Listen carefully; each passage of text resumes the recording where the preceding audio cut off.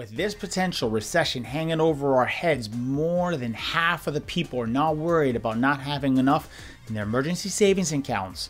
Studies show people are more worried now than they were back in 2020. In this video, I'll be showing you how much of an emergency account you should set aside if you fall within a single income household, dual income household, small business owner, or retiree. So stick around because you are not going to want to miss this. What's up, everybody? This is Positive Finances, where we talk about everything and anything that involves you and your money. With this potential threat of a recession hanging over our heads, more and more financial experts are expressing how much cash you will need set aside to help keep you safe if we get hit with a hard recession. These first 6 months of 2022 have been a bloody mess for the stock market, with the S&P 500 dropping more than 20%. At this point, the future is not looking too good. Confidence in the economy is being weakened due to a lot of uncertainty with the stock market volatility, more potential inflation, additional supply chain shortages, and the conflict happening in Ukraine. With all this happening, you can clearly see why over 50% of adults are worried about not having enough in their emergency funds to be able to hold them out. And the worst part is around 25% of Americans have reported to have zero money saved up in an emergency fund. It is critical to always have an emergency savings account to help you pay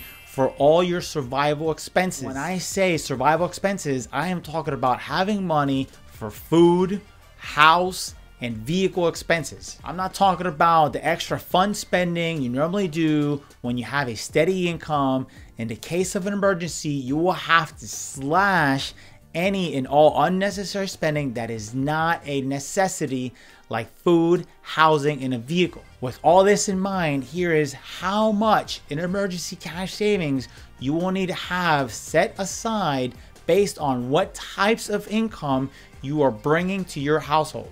If you are a dual income household or retiree, you need to have at least 3 months worth of expenses saved up in your savings.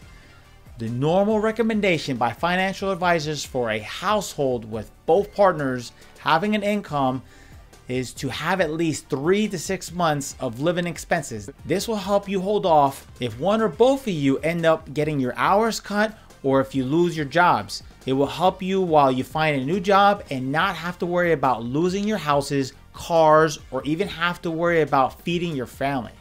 If you are a single earner's household, you need to have at least 6 months worth of expenses saved up in your savings. If you are a single earner's household, you are at higher risk, so in lieu of the 3 to 6 months savings that dual earners need to have saved up, you will need to save up to 6 to 9 months of emergency savings. Keep in mind, the more you're able to save, the better you will be.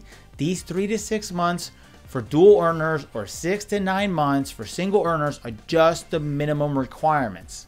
If the current potential recession gets worse and companies begin to lay off in your area, you're going to need the support these fully funded emergency funds have to offer. Finding a new job during a recession may not be so easy, so make sure you have a backup plan in place. If you are unhappy with your current job, make sure you find a new job before you decide to quit your current job, because as mentioned earlier, finding a new job might not be so easy. If you are entrepreneurs and have your own business, you need to have at least 1 year's worth of expenses saved up in your savings. To all my entrepreneurial friends out there, listen up closely. I know starting a business and running your own businesses come with many challenges. Making sure your business is financially healthy, to me, it's the most important part. I'll tell you what, because one thing we all learned in 2020 is that we need to be prepared for the unthinkable. Businesses that had money saved up were able to withstand the shutdowns better than any business with little to no emergency savings saved up. It took many businesses up to a year to get back to the same sales levels as before 2020. With that in mind, it is highly recommended to have no less than 1 year's worth of expenses saved up in an emergency savings account. I understand all these recommendations might sound too much And many of you might feel uncomfortable having that much in cash sitting around in the bank doing nothing. I also understand not everybody is in the same situation, and some people might have some pensions or other sources of income that can help them out during a recession or if they lose their jobs. These recommendations I'm giving here are not set in stone. Come up with what you feel comfortable with, and what you are capable of saving is going to require some deep thought on your end. This can be an emotional topic for many of you, but it is always better to have it and not need it than to need it and not have it. I also know the stock market is currently down, and many of you might be tempted into investing in lieu of savings.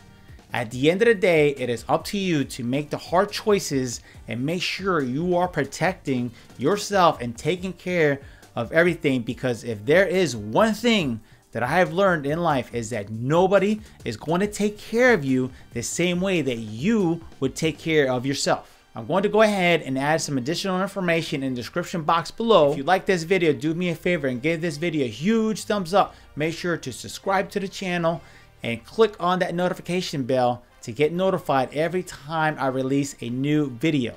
Remember, as always, stay positive. Together, we can do this. If you want to visit my channel, you can click on this icon here to check out what additional videos I have in my channel, or you can check out one of these two videos that are over here as well.